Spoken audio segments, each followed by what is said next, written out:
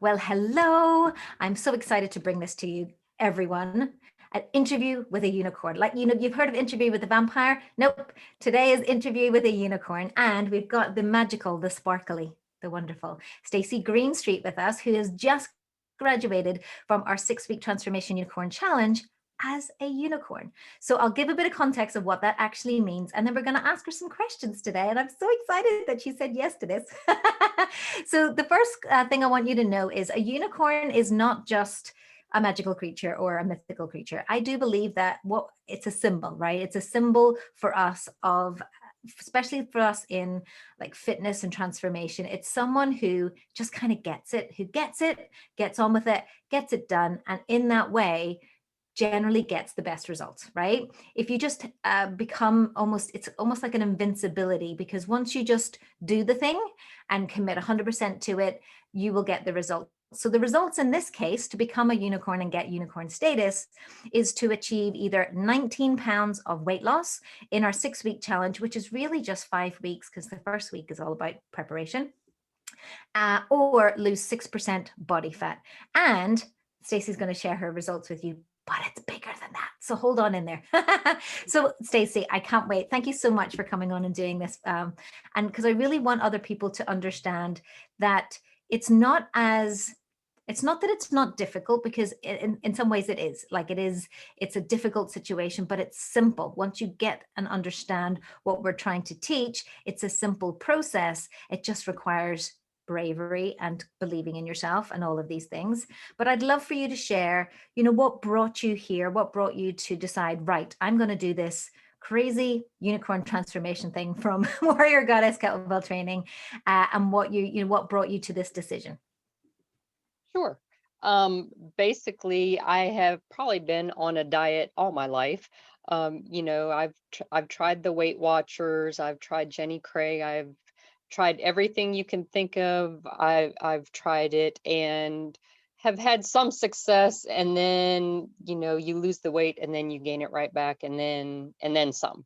So this one sounded more like a transformation and not just losing the weight. So it was a little bit different, and that's what I kind of wanted to do. I wanted to lose a little weight, but I also wanted to get rid of the fat that I've had just a little bit of fat all along, and everywhere I've been, the fat doesn't go away. So I figured, well, I'll try this way and see what we can do, to get the transformation, not just the Not weight just weight loss. loss, right? And you've completely hit the nail on the head. I think there's a lot of misconceptions around the difference between weight loss and what we call body shape change, which is body transformation or body composition change, and really about the fat loss part. Because yes, I mean, you've also said what I always say is, like, we hit a certain age and suddenly there's fat that's sticking to places it didn't before, and that things that we used to do, like, we'd either be able to run it off, or we'd just cut back on some junk, or we'd make our portion sizes a little bit, or we'd maybe skip a few meals, and suddenly, boom, it'd be gone. Whereas no, we, hit 35, 40, and it just stays there, doesn't go away. And you're like, how the heck, how do I get rid of this? How does it go away?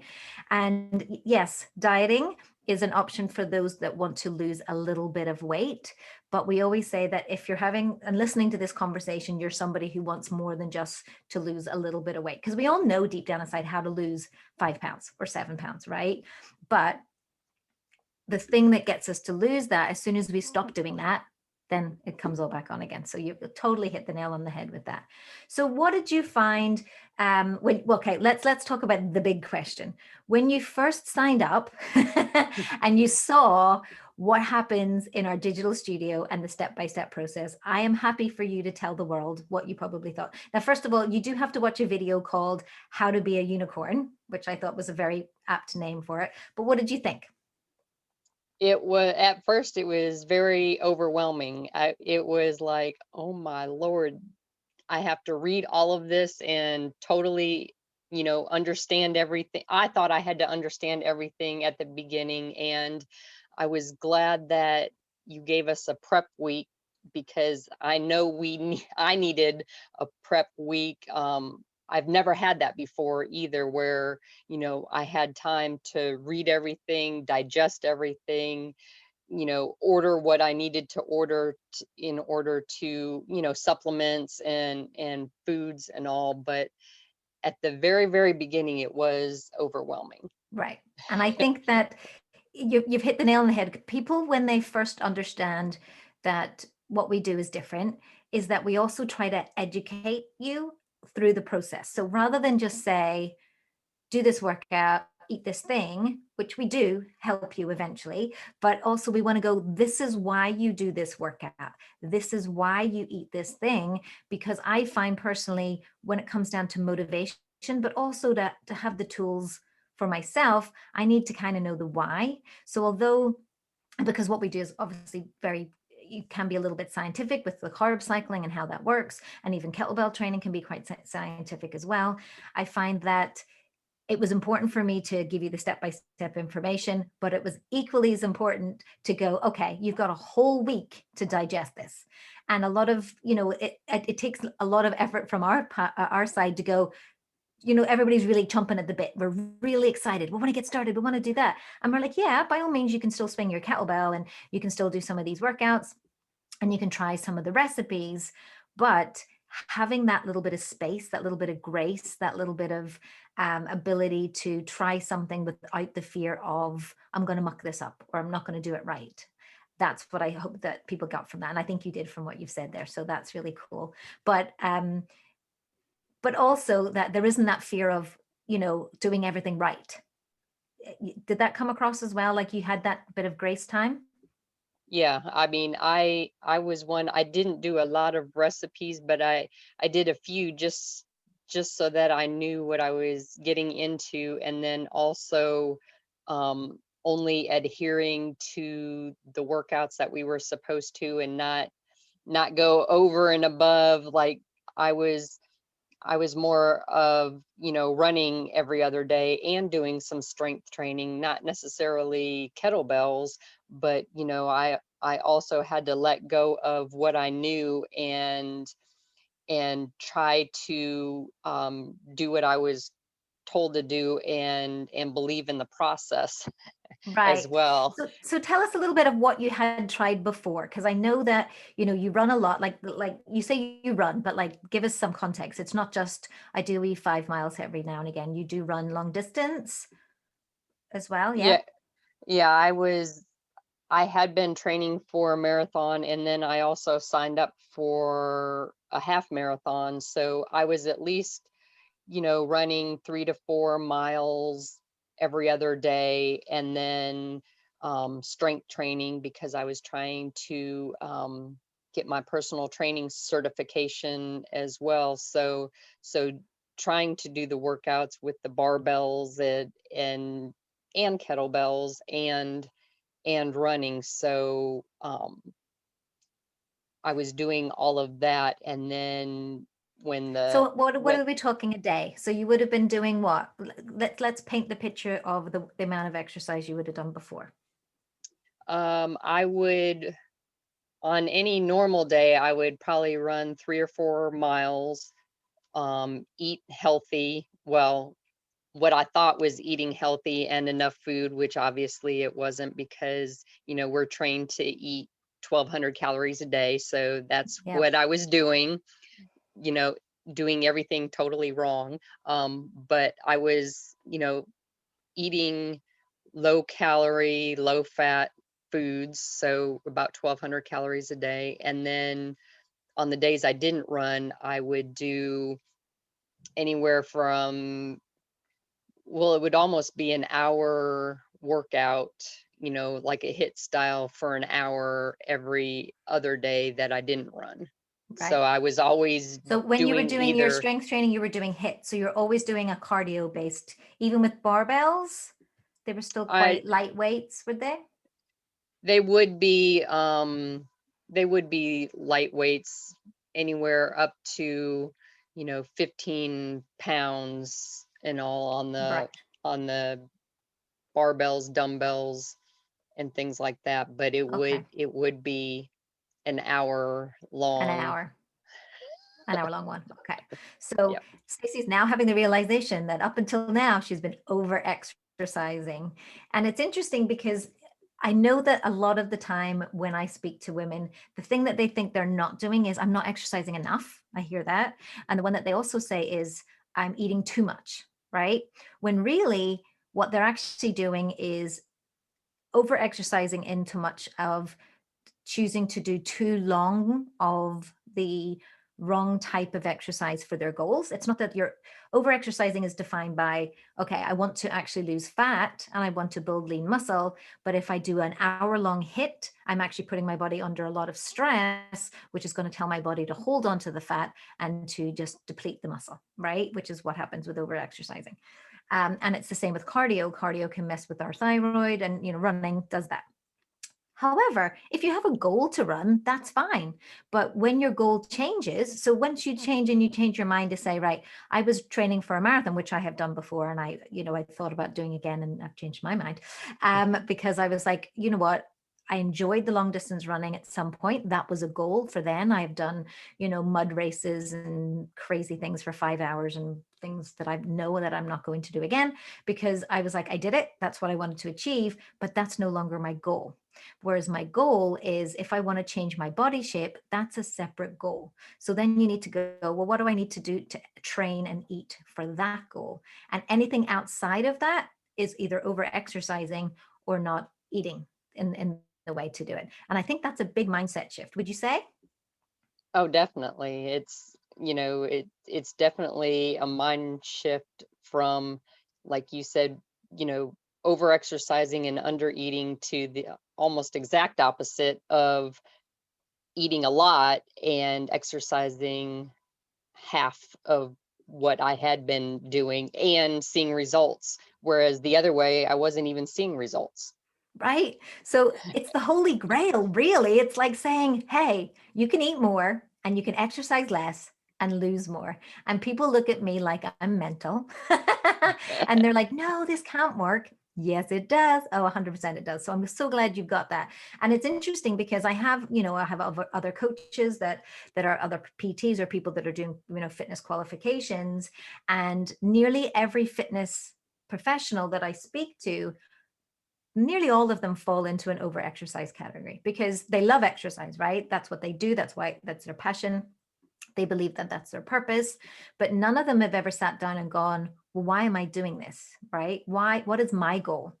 And if my goal is to be fitter, that's fine. But are you measuring that? Because even if you're wanting to be fitter for a race or fitter, to X, Y, and Z, there is an end goal and there is measurement along the way to go, this is working for you or this isn't.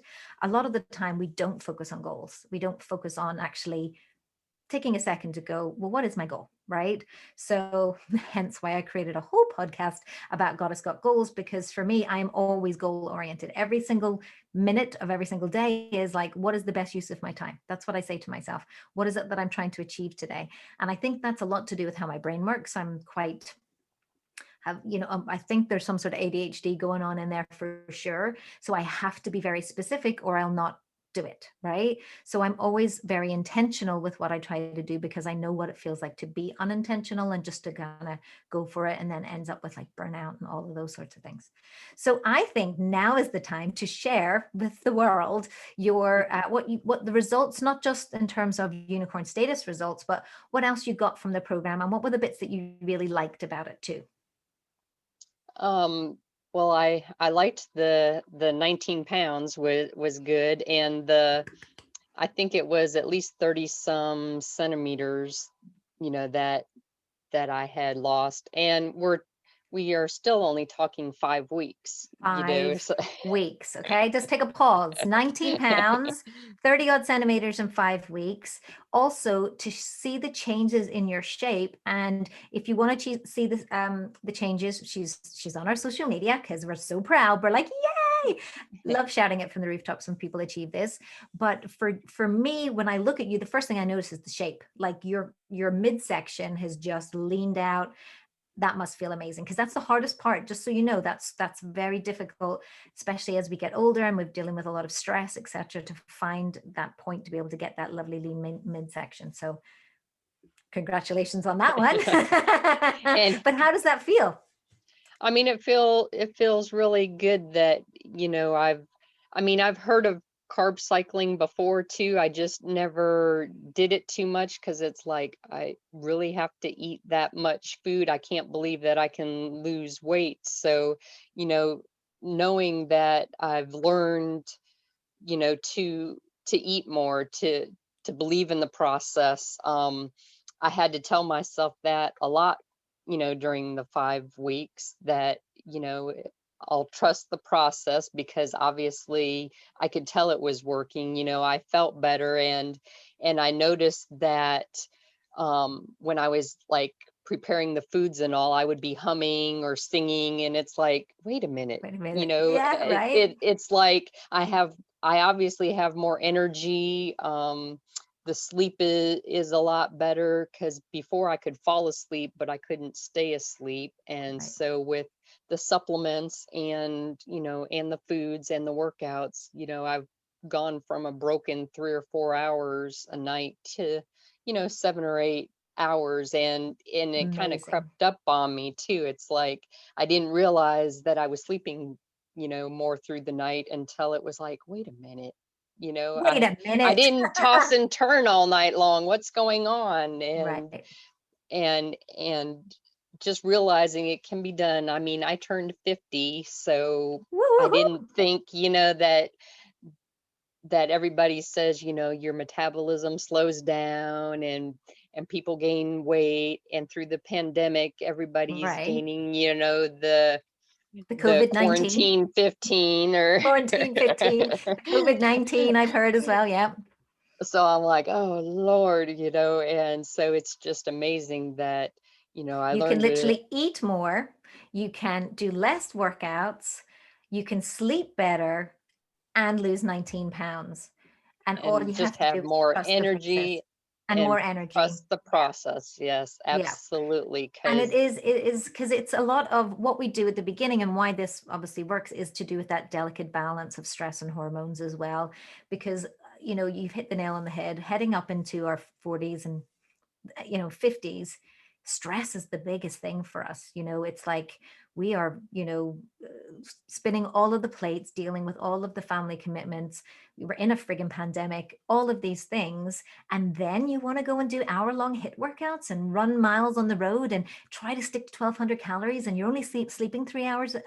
Like, if you were to write that down and you were talking about somebody else, you would say to them, hold on here, like something's not right, right? But we never take stock and go, actually, if I write all that down, that sounds terrible. Like, versus that's not what life is about. Life is about, you talked about that, like, it's interesting. Every time I eat, I always hum or sing. And it's so interesting because I'm actually happy. Have you ever seen those dogs with their face in the bowls and their wee tails are wagging? That's what it feels like when I eat now, because it does, wonderful things to our brains, the satiation of eating. It also is really good for our metabolism. You have to eat to boost that metabolism. But like, it's also about enjoyment. Like, life is too friggin' short to be miserable and tired and low energy just so that we can fit into something, right? Versus you're fitting into something and you have more energy and you're humming while you're eating. And now you're doing, slightly more advanced workouts, which, yes, are tough, but they're like, like I said to myself today when I did my workout, 25 minutes, Lisa. You have to be in and out of here in 25 minutes, but it has to be like, you have to give it for 25 minutes. But you can give it for 25 minutes and be done. And then be like, wow, I did that. I'm going to go eat some carbs now. right. Amazing. So the sleep was a good one. The general kind of energy levels, the kind of sense of enjoyment has come back as well, which is amazing. Anything else that you've noticed? Um, How yeah, about you? Did you have any sort of digestive or stomach issues or anything to do with blood sugar highs and lows or anything like that? I know those are the things that we tend to get a lot of feedback from. I did have my digestive issues were more acid reflux, and now that you say it, I hadn't had any acid reflux in the 5 weeks that I had been doing the program. Because you've been gluten and dairy free for 5 weeks? Correct. Yes. Those are the two biggest. Dairy, definitely. Gluten, not so much for acid reflux, but definitely the dairy can be an effect of that. So, I mean, when you first heard that it was gluten and dairy free, what was your thoughts? You can be honest too. I'm happy for you to go, seriously, no bread. I generally hear, what, no toast, no cereals, no breads? Or were you somebody who didn't really eat a lot of it anyway? I didn't really eat a lot of cereals or anything, but when I think gluten free, I think tasteless foods. I don't know why, just because maybe I've never really had any of that before, but I have to say all of the recipes were a lot better than I thought. I mean, everything was amazing. It tasted good. That's, I mean, I again, because that's my goal for everyone, is that they enjoy their food. So we try to make it as tasty and as yummy. And you followed the meat eater plan. Did you sample any of the vegetarian or vegan options at any point, or was there any of those that at least caught your eye and thought, oh, I'm going to give this one a go? all of them looked really good because you have to take pictures of all You your have to take food. pictures of your So food, right? Which so also every makes it more appetizing because you're looking at it going, oh, that looks really, that's nice. I mean, some of them look like they were restaurant quality, and I was like, Yeah, that's the only thing. I'm like that too, because I take my photos for Instagram and I'm like, oh, I don't think that's really pretty. Can I make that look pretty? No, I'm too hungry. Forget. I'll just take a photograph of it and it's done. And I'm like, yeah, this is real life, people. I'm not an Instagram photo, foodie person. I'm just like, it looks pretty. Take a photo, eat it. Yeah, I'm with you. yeah, and just some of the things that I was like, oh, those can't possibly taste good together, like I'm a type of person that I don't like any foods touching other foods. That's how I grew up, right? That's exactly how I grew up. And then interestingly, obviously I haven't tested the meat eater options, but everything that's in the vegetarian and the vegan I have eaten. And I was like, and some weird combinations that I was like, oh, that was really good. I'll put that into a recipe. But like, yeah. And now I'm like, let it all get in there. So yeah, it's an education in your taste buds as well, which I think is really, really good. And it's good to have the meal plans because when you're going through something so new like this, and there's a lot of information and a different way of eating and a different way of working out, you just want to have a lot of that taken away in terms of thought, or having to, and it's difficult enough to prepare things you've never prepared before, but the fact that you could have a recipe to follow, that you could also batch cook some of those things. What would you say was your favorite recipe or your favorite food to eat? um I liked a lot, but the one that I ate um more of was the Brussels sprouts and bacon, because I was like, ew, who eats these little cabbages? I'm like, it's disgusting, but it was so good that I had it, on the I think fifth on your week graduation week where you could pick on your the gra- menu, you had it a couple I of times. did. Yeah. I had that, but also pretty much everything. The coconut chicken was good, and the turkey Yep, those courgettes, we hear and the three top one in the meat eaters are the coconut chicken burgers, patties. The prawn curry is a big hit, yep, and the I like turkey that. patties as well. Yeah, yeah. So and the snacks. Did you make those sweet potato brownies? I did. Who knew? Sweet potato in a brownie. But like, my gosh. Yeah, so It was very, very good, and I and even you liked. feel you feel like it's like you're cheating and you're being naughty and everything, but it's, it still works. And that's the thing, everything tasted so good that I didn't want to cheat. And even once I graduated, I thought, oh, the first thing I'll have is like a pizza, or I like drunken noodles from a Thai place. But I haven't cheated with any of that. I cheated with the brownie, with Right. the You sweet had an potato extra brownie, brownie. or Yeah. It's or the interesting because people say to me, do you miss alcohol, or do you miss coffees or whatever? Because you're eating so much food and you're also drinking so much water and liquid that you don't really even have time in your day to be missing teas or coffees or even that. And also I find that when we, particularly alcohol or coffee are the two big ones that I get asked about.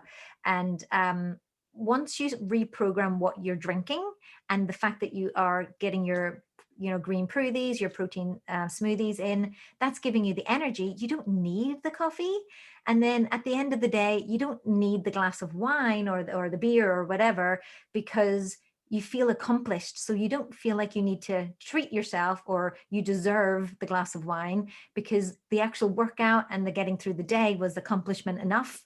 A lot of that's the feedback that we get. And although some have said they still would like that at the weekend, and now you've moved into VIP, we can, alcohol macros are still macros and you can Right. fit them in there no matter what. From and extra carbs for wine and whatnot too is definitely possible. But so you've graduated into VIP. What are your goals now? Like, what are you looking forward to? Now you're eating even more calories in VIP.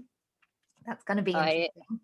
I am, and it's a lot harder now that everything isn't spoon fed to us, I tried to put the recipes now into the macros, and just trying to make everything work is a lot harder Yeah, it now. will be for the first week. Once the thing what we've worked out, and it's the same even when we're doing it in the meal plans, is we eat the same 10 or 15 things over and over. Once you've got them into your MyFitnessPal and you've worked it out, it just becomes like a puzzle of, I'll just copy and paste Monday's meal and I'll eat it again, or I'll copy and paste Monday's breakfast and lunch and I'll eat it again, because that's kind of what we do. And there's nothing wrong with that. That's why our 7-day cycle is set up, so that you can batch cook a little bit, but you're still not eating the exact same thing every day. Not like the bodybuilding, chicken, broccoli, and rice every day. There is some variation because you're pulling back on carbs and you're changing certain things. But ultimately, it's still like I literally eat the same 10 things over and over again, and it just makes it so much easier to plug it in. But at the beginning, it's like prep week all over again. You're like, oh, okay, now I have to learn a new skill. But I think it's always done in a fun way. I think it's always like, I always think of counting your macros as like a big mathematical puzzle that you get to solve every morning, Right. at the beginning. And then at the end, it's not even like a puzzle, you just kind of, it just, I don't track anymore unless I'm really trying to tighten up and maybe lose the next 5 pounds or the next, 7 pounds. But, and then when I do, I track it for about a week, and then I just eat the same thing, and then it just makes it easier. So, okay. So what are you most excited about in VIP? um Probably the workouts, because after I graduated, I bought She five did. more Oh, 5 more kettlebells, cowbells. Oh, five she's or got the bug. seven. She's got the So, bug. so yeah, I bought 5 or 7, in higher weights. So Right. obviously I won't use the You've got the doubles now, which is good. Yeah. yeah, I got the heavier ones, so I won't use those right away, but I'm excited to go into the curvy and the strong and even the lean ones with, heavier bells and a little bit different workouts, and all just testing all the different workouts in the digital library is what I've been doing. So Yeah, I and I there's can lots in barely there that sit you can try. down Oh, you can barely sit. Yeah. because Curvy I is yeah. Tell I us did a about your lot of curvy. I did a lot of goblet squats with heavier weights plus the band, Oh, so the next day it was very hard to to sit your bum to down. get around. Yes, we love working the curvy. I did a curvy workout today, and it's my favorite workout always, because I just know it's so effective. It works so well. And women, that's our powerhouse, our bum and our legs and our glutes, hamstrings, quads, all around that, even our core, that's our area. And that's why kettlebell training works so well in that area. Um, and also we do recover quicker, although it hurts sitting down, getting up, outside, inside of all of those bits. We generally recover quicker, so that we can do more of those in a week. And also the really cool thing that I love about curvy workouts is it's been proven and tested on women specifically, that when we build that area more, then we can program our body to take the fat more from our midsection. So it's about not just building the bigger global muscles of the glutes and the hamstrings and the quads, but also as you work those areas, it teaches the body to burn the fat off the places you want it to go, which is generally our midsection, which is harder. So that's why we tend to say, always double up on the curvy workouts. You know, the upper body strong will happen with kettlebells because it is a full body movement, a compound movement most of the time, swings and even deadlifts and, you know, some of the presses and things that we do.